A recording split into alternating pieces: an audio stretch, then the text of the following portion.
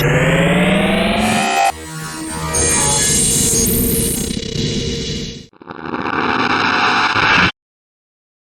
الله والصلاة والسلام على رسول الله.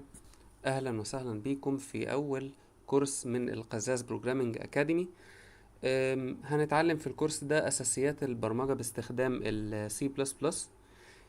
معاكم باشمهندس عبد الرحمن القزاز، هكون معاكم إن شاء الله في الكورس دوت. طيب، قبل أي حاجة خلينا نسأل نفسنا سؤال. إحنا ليه اخترنا لغة ال C++ علشان نتعلم بيها البرمجة؟ والإجابة على السؤال ده بسيطة ولكن طويلة، فاحنا هنختصرها في أسباب بسيطة يعني. أم، أول حاجة ال C++ بتستخدم على نطاق واسع جدا وسريعة جدا مقارنة ببقية لغات البرمجة. ومن أهم الحاجات برضو اللي موجودة في ال C++ إن هي فيها بوينترز. هنتكلم عن البوينترز قدام، بس هي مميزة إن هي فيها بوينترز وبتدرس في الجامعات. ودي حاجة مهمة. ليه حاجة مهمة؟ لأنه لو أنت مثلا ليك حد من أصدقائك بيدرس في حاسبات أو كمبيوتر ساينس أو هندسة سوفت وير، فأنت هتبقى ممكن تستفيد منه في حاجة. يعني ممكن تاخد منه شتات وتحل، ممكن تسأله في حاجات. يعني الموضوع هيبقى مفيد، وده يطمنك انه في كوميونتي واسع، انه اللغة دي انت ما بتتعلمهاش لوحدك. ده هي معظم دول العالم بيدرسوها في الجامعات، لغة السي بلس بلس. ومن أهم الحاجات برضو إن هي لغة قوية جدا، بتشمل معظم مفاهيم لغة البرمجة أو مفاهيم البرمجة. طيب، يعني إيه بتشمل مفاهيم البرمجة؟ مثلا فلنفترض إن إحنا مفاهيم البرمجة دي إحنا عندنا مثلا حوالي 10 مفاهيم مثلا يعني. وانت قررت ان انت تدرس البرمجة بلغة ما غير السي بلس بلس، فلقيت ان انت حصلت من مفاهيم البرمجة 3 مفاهيم، فرحت تدرس لغة تانية علشان ما انت ناقصك بقى 7 مفاهيم. رحت تدرس لغة تانية راحت مديلك مثلا 4 مفاهيم كمان. فهتلاقي ان انت دايما هيبقى في ناقصك حاجة، انما السي بلس بلس هي بتشمل كل اللي انت محتاجه تقريبا. تمام. أم، النهارده هنحاول ان يبقى الفيديو لايت، ما فيهوش حاجات كتير، وعلشان ايه البدايه ما تكونش قويه. ومعظم برضو الفيديوهات ان شاء الله هحاول ان هي ما تبقاش طويله، علشان ايه ما يبقاش الكونتنت كتير يعني.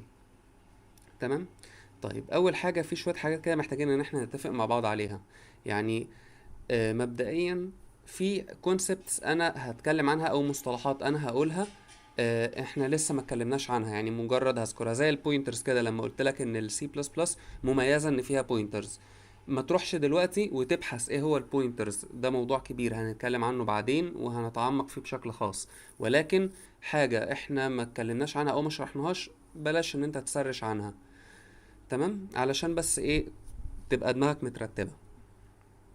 طيب، تاني حاجة ما تكونش شخص متسرع. يعني ايه ما تكونش شخص متسرع؟ انت دلوقتي مهم جدا تبقى فاهم ان انت بتتعلم مفاهيم البرمجة، بتتعلم اساسيات البرمجة، مش بتتعلم لغة السي بلس بلس علشان تروح تشتغل بيها.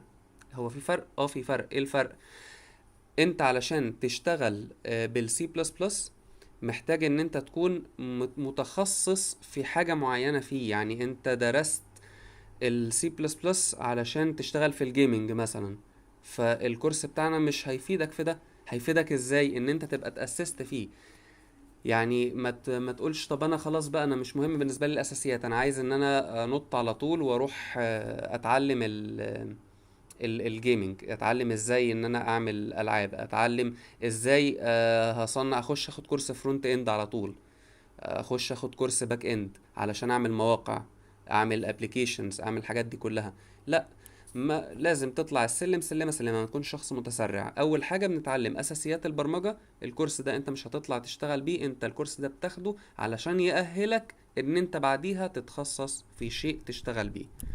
طيب، من الحاجات المهمة برضو ان انت دايما تسرش، بس مش عن الحاجات اللي ما اتكلمناش عنها، تسرش عن اللي احنا هنتكلم فيه. يعني اي كونسبت احنا هنتكلم فيه يا ريت ان انت ما تكسلش، خش واقرأ عنه، خش وشوف امثلة. دايما ايه خليك علشان تكون شخص مبدع يعني. اخر حاجة انا هدفي من الكورس ده هو ان انت تكون شخص مبدع. يعني ايه عايزك تكون شخص مبدع؟ يعني مش عايزك بتقلد، اللي هو انا اي مشكلة اقدر اواجهها اقدر احلها. مش انا مثلا في حاجة في دماغي عايز اعملها فاقعد ادور في مين قبلي عملها قبل كده واشوف عملها ازاي واقلده بالظبط. لا، انا عايزك ان انت اي حاجة تعوز تعملها انت تقدر تعملها من دماغك. اي مشكلة تواجهها تقدر تحلها. ما تكونش شخص بتقلد، انا محتاجك تكون شخص مبدع. طيب، ايه الحاجات اللي السي بلس بلس بيعملها؟ هو بيعمل حاجات كتير، من ضمنها انه شغال في الجيمنج، تقدر تعمل بيه جيمنج، تقدر تعمل بيه اوبريتنج سيستمز، تقدر تعمل بيه ديسكتوب ابس، تقدر تعمل ويب براوزر. واللي احنا اتكلمنا عنه من شوية، هل الحاجات دي كلها ليك دلوقتي؟ لا. ليه؟ لانه الحاجات دي لازم انت بعد ما تتعلم اساسيات البرمجة تبدأ تشوف انت عايز ايه بالظبط وتتخصص فيه. تمام. محتويات الكورس بتاعنا، الحاجات اللي احنا هنتكلم عنها باختصار على مدار الكورس، هو اول حاجة طبعا المبادئ والمفاهيم بتاعة البرمجة، وهنتكلم عن ال OOP، هنتكلم عن الالجوريزمز والداتا ستراكشر، وطبعا هنحل مسائل. طيب، من اهم الحاجات اللي ممكن ان انت تبقى محتاجها علشان تعرف تواصل في الكورس ده وان انت تبقى شخص مبدع فيه، هو ان لازم تحدد لنفسك هدف. طيب، ايه اللي هيحصل لو انت ما حددتش لنفسك هدف؟ بكل بساطة انت مش هقول مع اول مشكلة، بس مع مشكلة صعبة شوية هتحس ان انت يعني فقدت الشغف، اللي هو طب خلاص انا هكمل ليه اصلا؟ لكن لو انت عندك هدف هتفضل هتصبر وهتكمل. وده اللي انا محتاجه منك. من اهم الحاجات اللي انت لازم تبقى صفة موجودة فيك وانت بتتعلم برمجة هو ان انت تكون صبور. محتاجك تكون صبور جدا، لان هتواجهنا مشاكل كتير، ولكن مش صعبة جدا. يعني هنعرف نتعامل معاها وهنهندلها وهنحلها كلها ان شاء الله. طيب، بنسمع دايما انه الناس بتقول البرمجة بتجيب لك آلاف الدولارات. فهل فعلا البرمجة هتكسبك آلاف الدولارات؟ الحقيقة ولكن دي تحتها ألف خط. لو انت صبرت الصبر واديتها مجهود كبير جدا، انت هتاخد منها آلاف الدولارات. هتاخد آلاف الدولارات، ولكن لو انت صبرت واجتهدت في تعلم البرمجة. وده اللي يخلينا نركز ان احنا البرمجة بناخدها سلمة سلمة. ما تحاولش ان انت تختصر، اللي هو انا هنط السلم واروح اتعلم حاجة معينة. انت بالظبط كده بتعمل زي اللي عايز يتعلم السواقة فيروح يتعلم عربية نقل.